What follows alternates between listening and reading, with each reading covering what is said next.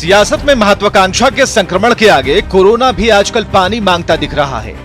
राजस्थान में सियासी भूचाल के बाद प्रदेश में भी राष्ट्रीय पार्टी कांग्रेस और बीजेपी आपस में भिड़ते दिखाई दे रहे हैं। प्रदेश कांग्रेस अध्यक्ष रामेश्वर उरांव के बाद पार्टी के कार्यकारी अध्यक्ष राजेश ठाकुर ने तेवर कड़े करते हुए कहा कि चुनी हुई सरकारों को गिराना बीजेपी की फितरत बन चुकी है। वहीं सत्ता के अगुआ जेएमएम ने भी गैर बीजेपी शासित राज्यों में विधायकों को तोड़ने का आरोप लगाया।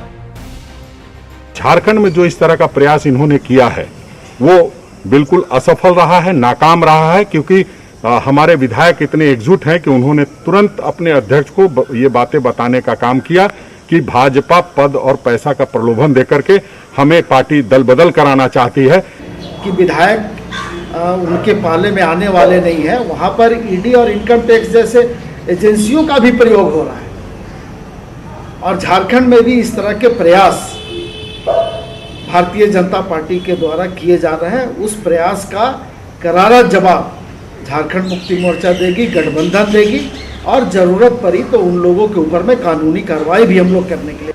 उधर सत्ताधारी दलों के आरोप पर बीजेपी ने पलटवार किया। पार्टी के प्रदेश अध्यक्ष दीपक प्रकाश ने बयान जारी करते हुए कहा कि कांग्रेस को दूसरों पर आरोप लगाने के बजाय अपना घर बचाना चाहिए और अपने विधायकों पर भरोसा रखना चाहिए। कांग्रेस के प्रदेश के अध्यक्ष रामेश्वर उरांव जी का जो बयान आया है वो बहुत ही आपत्तिजनक है। पहले अपने घर को संभाले, अपने ईंट और चार दीवारी पर उनको विश्वास नहीं है, अपने विधायकों पर विश्वास नहीं है, इसलिए इस प्रकार का अनाप शनाप बयान बोल करके अपने आप को चर्चित करने का उनका प्रयास है। दरअसल ये पूरी लड़ाई राष्ट्रीय पार्टियों के आपसी शिकस्त की है, जिसमें क्षेत्रीय दलों के लिए संभावनाएं हर तरफ खुली होती हैं। पूर्व में भी जेएमएम का गठबंधन इतिहास बीजेपी और कांग्रेस दोनों के साथ रहा है, लिहाजा सत्ता को टटोलने और उसकी मजबूती का एक्सरे खेल फिर से शुरू होता दिखता है। कैमरामैन केडी के साथ रांची से संजय कुमार सिन्हा की रिपोर्ट। इधर झारखंड में कोरोना मरीजों की संख्या लगातार बढ़ती जा रही है। राज्य के सबसे बड़े अस्पताल रिम्स में जहां कोरोना संक्रमित मरीजों के इलाज की व्यवस्था की गई है, वहां नए मरीजों को भर्ती नहीं लिया जा रहा है, क्योंकि रिम्स में बेड नहीं होने की दलील यहां पर दी जा रही है। रिम्स अधीक्षक चैम्बर के पास डॉक्टरों से गुहार लगाते ये हैं हजारीबाग के राजेश कुमार। इनकी मां डायबिटीज पेशेंट है। निजी अस्पताल में इलाज चल रहा था। 3 दिन पहले इनकी मां कोरोना संक्रमित भी हो गई। अब निजी अस्पताल इनसे रिम्स में भर्ती करने का स्वीकार्यता लेटर लेने के बाद डिस्चार्ज करने की बात कह रहा है, लेकिन रिम्स प्रशासन अस्पताल में बेड नहीं होने के कारण कोई लिखित आश्वासन नहीं दे रहा है। चैम्बर बोलता है कि आप डॉक्टर से लिखित ले लीजिए, कि यहाँ पर एडमिशन ले लेंगे, तभी हम यहाँ पे एक्सेप्ट करेंगे। अच्छा। और वो डिसमिस करना नहीं चाहता है, यहाँ पर लिखित देना नहीं चाहते। मैं माँ को लेके कहाँ जाऊँ? मेरे लिए सलाह है कि एक बार सिविल सर्जन से मिले। जिला प्रशासन की तरफ से उसकी व्यवस्था और जगह पे भी हो रही है, वो लोग इनको एडजस्ट करेंगे। रिम्स में तत्काल अभी जगह तो नहीं है।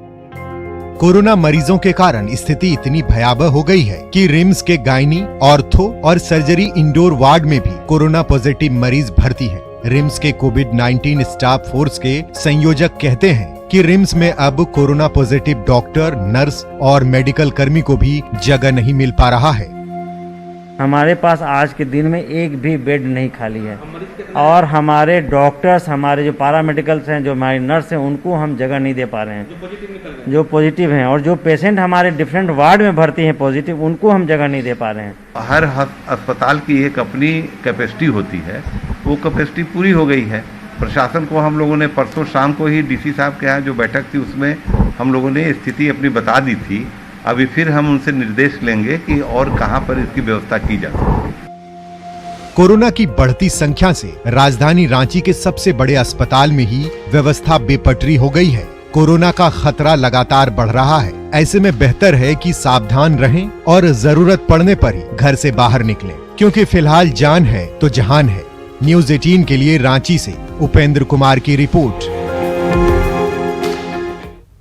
इधर रांची के नए उपायुक्त छवि रंजन पर भी कोरोना का खतरा मंडरा रहा है।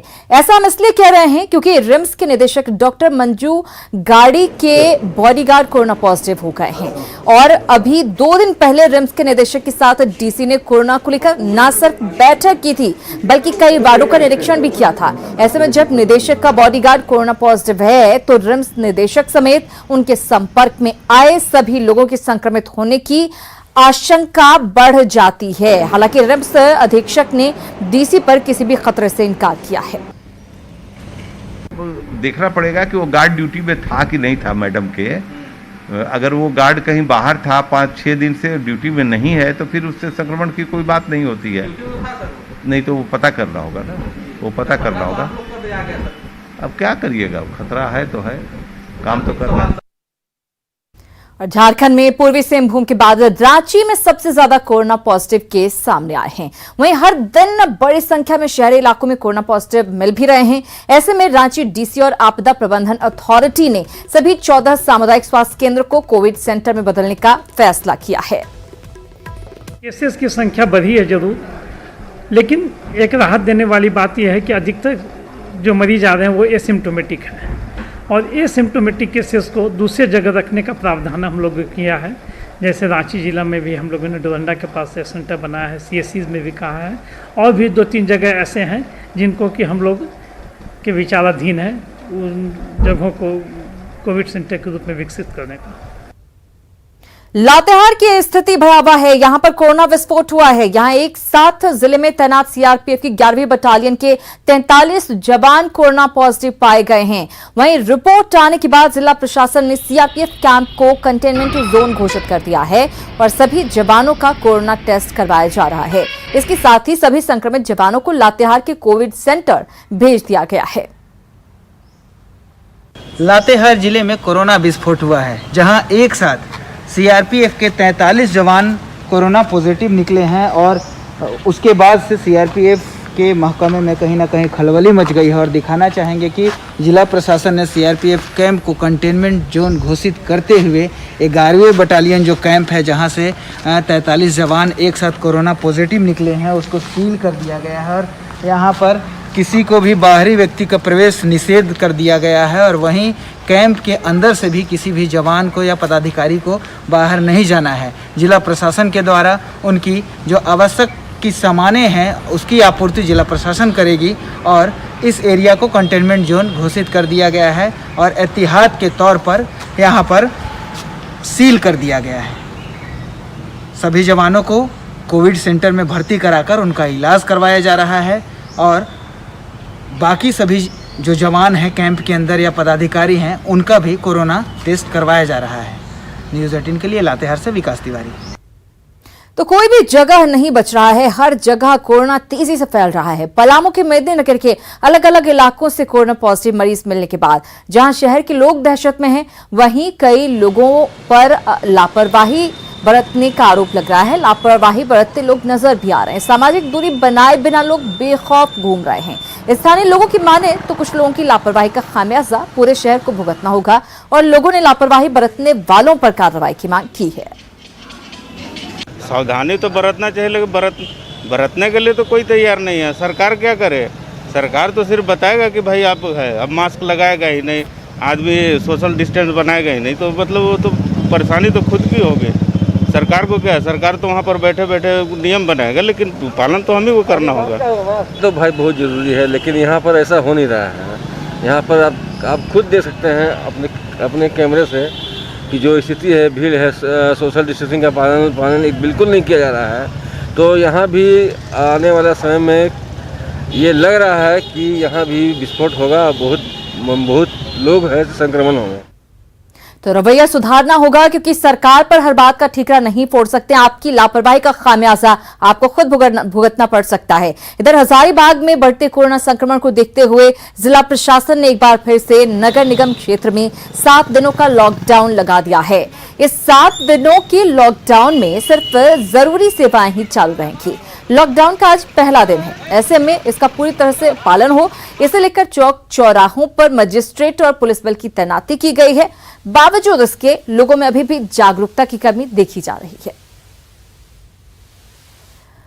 और अब बड़ी खबर की बात करते हैं। विदेशी वीजा दुरुपयोग मामले में 17 लोगों को गिरफ्तार किया गया है। तबलीगी जमातियों को झारखंड हाईकोर्ट से जमानत मिल गई है। हाईकोर्ट से यूनाइटेड किंगडम के महशीन अहमद समेत 17 विदेशी नागरिकों को जमानत मिली है। सभी जमातियों को हिंद पीढ़ी की मस्जिद से गिरफ्तार किया गया था। इन पर गलत तरीके से धर्म प्रचार और कोविड-19 के कानूनों के उल्लंघन का आरोप था। लेकिन हाई कोर्ट ने बहुत अच्छी तरह इस केस को डील किया और उन्होंने सारे आर्गूमेंट, हमारे जितने आर्गूमेंट्स थे कि ये जो दफ़ा लगाए गए हैं वो सारे दफ़ा बेबुनियाद हैं, गलत हैं और कोई दफ़ा इनके ऊपर नहीं लगता है, वो सब जज साहब ने मान लिया, कोर्ट ने, हाई कोर्ट ने मान लिया और उन्होंने बाइज्जत उन्होंने बेल दे दिया सब लोगों को। हाजी मिराज साहब को तो बेल पहले ही मजिस्ट्रेट के यहाँ से मैंने करवा दिया था, लेकिन बाकी 17 जो फॉरेनर्स थे उनको सबको उन्होंने आज हाई कोर्ट ने बेल दे दिया।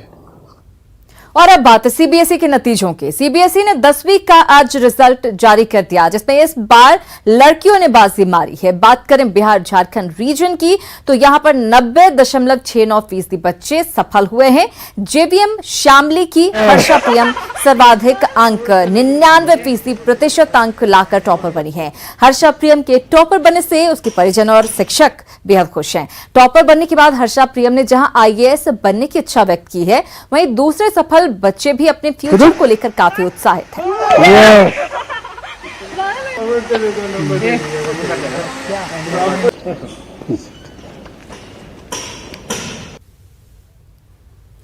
न्यू इंडिया न्यू रिलायंस की थीम पर रिलायंस इंडस्ट्रीज लिमिटेड अब आगे बढ़ेगा, साथ ही ग्रोथ इन लाइफ के विजन पर काम करेगी। आरआईएल की सालाना आम बैठक में चेयरमैन मुकेश अंबानी ने पूरा खाका पेश करते हुए कई बड़े ऐलान किए। भाइयों और बहनों, रिलायंस इंडस्ट्रीज लिमिटेड की 43वीं सालाना आम बैठक में चेयरमैन मुकेश अंबानी ने शानदार प्रदर्शन के बारे में जानकारी देने के साथ ही कई बड़ी घोषणाएं की। कोरोना संकट की वजह से पहली बार ये बैठक वर्चुअली और ऑनलाइन आयोजित की गई, जिसमें जियो मीट और अन्य प्लेटफॉर्म्स के जरिए देश भर के शेयर होल्डर्स जुड़े। इस मौके पर कोरोना संकट को बड़ा अवसर बताते हुए चेयरमैन मुकेश अंबानी ने बताया कि आरआईएल का मार्केट कैप $150 बिलियन को पार कर गया है। मार्केट कैप के हिसाब से आरआईएल देश की सबसे बड़ी कंपनी है।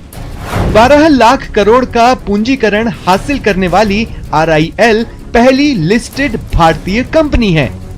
आरआईएल एक कर्ज मुक्त मजबूत बैलेंस शीट वाली कंपनी का समूह है। आरआईएल ने निवेश के जरिए 2.12 लाख करोड़ रुपए जुटाए। कोरोना संकट में 200 शहरों में जियो मार्ट खुले। जियो मार्ट को रोजाना 2.5 लाख ऑर्डर मिलते हैं। रिटेल में कंपनी ने 11% मुनाफा बढ़ा। रिटेल सेक्टर में ग्लोबल इन्वेस्टर आएंगे। अरामको के साथ करार के लिए प्रतिबद्ध हैं। Reliance became the first Indian company to exceed market capitalization of 150 billion. Reliance is also the first Indian company to cross 100,000 crores in consolidated EBITDA. For the first time. बैठक में रिलायंस फाउंडेशन की चेयरमैन कोरोना संकट में रिलायंस समूह की ओर से किए गए सामाजिक कार्यों के बारे में बताया, साथ ही हेल्थ वर्कर्स का आभार जताया। संकट में लोगों की मदद करना हमारा धर्म। मिशन अन्न सेवा के जरिए लोगों की मदद। कोरोना के इलाज के लिए 100 बेड का अस्पताल। 1/3 कीमत पर पीपीई किट मुहैया कराई। आरआईएल के 2 लाख कर्मचारियों का आभार। This is not just business for us. It is our duty, our dharma, our seva to the nation. Together we can and we will win this fight and come out stronger as a nation. Keep well, keep safe. Chairman Mukesh Ambani ने PM Modi के आत्मनिर्भर भारत के सपने को साकार करने के लिए रिलायंस की प्रतिबद्धता जताई। साथ ही कहा कि कोरोना संकट के बीच भारत अपनी अर्थव्यवस्था में बेहतर दर बनाए रखेगा।